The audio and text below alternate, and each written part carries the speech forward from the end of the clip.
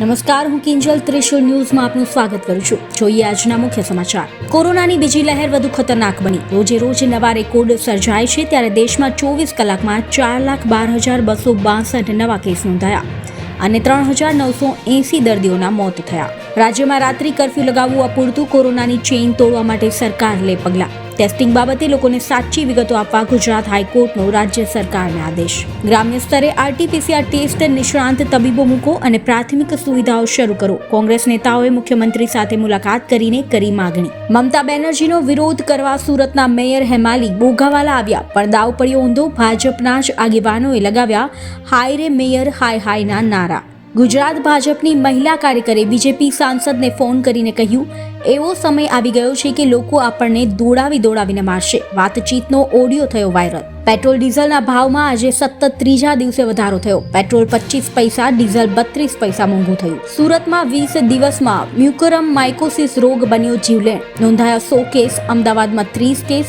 કુલ 20 દર્દીઓએ ગુમાવી આંખોની રોશની. એક દર્દીનું મોત. આ બીમારીમાં એક પ્રકારનું ફંગસ જોવા મળે છે જે આંખ, નાક, મગજને અસર કરે છે. પ્રથમ લહેરમાં વૃદ્ધો, બીજીમાં યુવા વર્ગ અને ત્રીજીમાં બાળકો શિકાર બનશે તેવી નિષ્ણાંતોએ ચેતવણી આપી. સરકારે તત્કાલ બાળકોના રસીકરણ ઉપર ધ્યાન કેન્દ્રિત કરવું જોઈએ. ત્રીજી લહેર આવશે તો મેન પાવર ક્યાંથી લાવશો? સુપ્રીમ કોર્ટનો મોદી સરકારને ધારદાર સવાલ.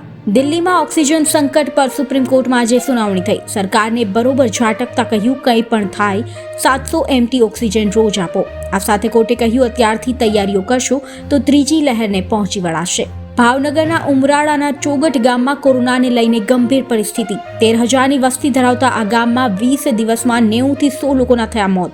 સમગ્ર ગુજરાતમાં ગ્રામ્ય કક્ષાએ મોતનો આ સૌથી મોટો આંકડો. ગુજરાતની મદદે આવ્યું સોમનાથ ટ્રસ્ટ. સામૂહિક આરોગ્ય પ્લાન્ટ માટે આપ્યું 50 લાખનું દાન. સાથે 200થી વધુ કોરોના દર્દીઓને મફત ટિફિન પહોંચાડાશે. આ ઉપરાંત લીલાવતી ગેસ્ટ હાઉસના 72 રૂમ કોવિડ કેર માટે સોંપવામાં આવ્યા. વેક્સિન મેનને ધમકીઓ મળતા અદાર પૂનાવાલાએ તેમને Z+ સુરક્ષા આપવાની કરી માગણી. બોમ્બે હાઈકોર્ટમાં અરજી દાખલ કરી. હાલ તેમને Y શ્રેણીની સુરક્ષા મળેલી છે. તેઓ બ્રિટનમાં છે. આવતીકાલથી સતત 3 દિવસ બેંક રહેશે બંધ. શુક્ર, શનિ, રવિ એમ 3 દિવસ બેંકો બંધ રહેશે. ધૈર્યરાજને મુંબઈની હિન્દુજા હોસ્પિટલમાં લગાવાયું 16 કરોડ રૂપિયાનું ઇન્જેક્શન. હાલ તે એકદમ સ્વસ્થ છે. ગુજરાતના આ બાળક માટે ગુજરાતીઓ સહિત આખા વિશ્વના લોકોએ મદદ કરી હતી. કોરોનાના કારણે વધુ એક દેશ શ્રીલંકાએ ભારતથી આવતા નાગરિકો પર પ્રતિબંધ લાદી દીધો છે. દુષ્કર્મી આશારામને કોરોના વળગ્યો. તબિયત લથડતા તેમને હોસ્પિટલના ICUમાં દાખલ કરાયા છે. કેરળમાં કોરોના સંક્રમણને રોકવા રાજ્યમાં શનિવાર 8 મે થી 16 મે સુધી સંપૂર્ણ લોકડાઉન. કેરળના મુખ્યમંત્રીએ કરી જાહેરાત. હાલ દેશના 7 રાજ્યોમાં લોકડાઉન લદાયું. પાટનગર દિલ્હીમાં કેજરીવાલ સરકાર કોરોના દર્દીઓને હવે ઘરે બેઠા પહોંચાડશે ઓક્સિજન. પ્રથમવાર બાળકોને લગાવાશે કોરોનાની રસી. કેનેડામાં ફાઇઝરની વેક્સિનને મળી મંજૂરી. ભારત માટે સારા સમાચાર. ઝાયડસ કેડિલા ભારતની સંપૂર્ણ સ્વદેશી કોરોના વેક્સિન સાથે તૈયાર.